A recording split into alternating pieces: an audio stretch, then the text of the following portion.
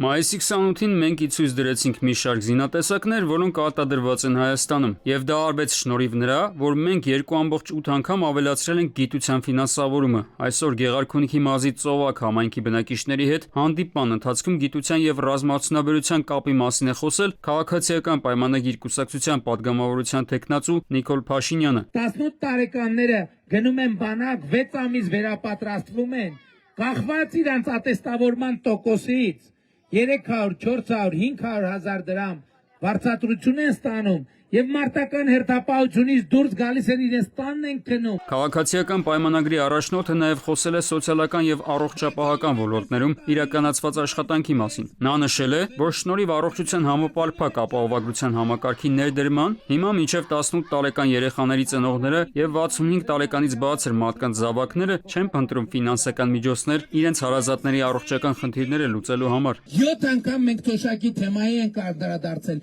2018 թվականին նվազագույն թոշակը եղել է 16000 դրամ, այսօր 46000 դրամը չհաշված անկանխիկ առևտրի դեպքում հետվճարի հնարավորությունը։ Ընտրարշավի ընթացքում Փաշինյանը Գեղարքունիքի մարզում նաև ծանոթացել է բնակավայրերում իրականացված բարեկարգման աշխատանքներին եւ լսել քաղաքացիների առաջարկները դրանց վերաբերյալ։